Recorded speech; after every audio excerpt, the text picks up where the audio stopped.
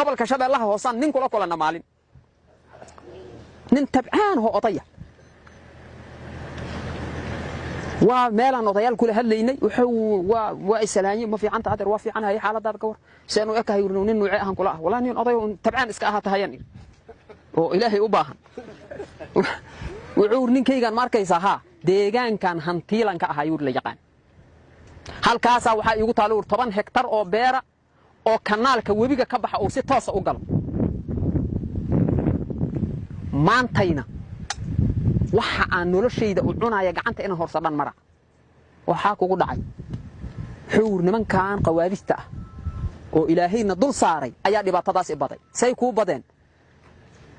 beertayda hadaan tabco inta ka soo bixaysa iyo inta iga qabeen waxa batay inta iga qabeen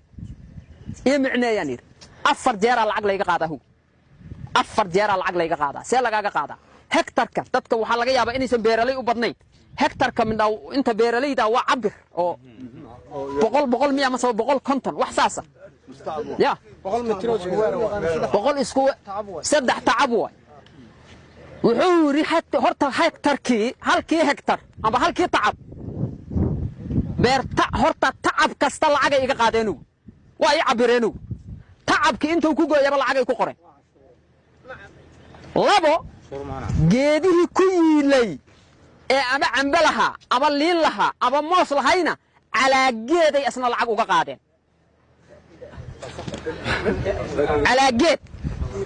moosba hadduu konton ahay kontonka xabay tiriyaan kontonka lacag lagu dhuftay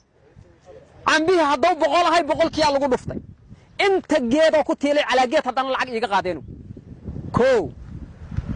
بدركي markuu ka soo go'ay oo mirihi iyo mooski iyo wixii ay ka soo go'een ayay hadana lacag igu dhufteenu 10 jawaan laba iga qaateenu boqolkii jawaan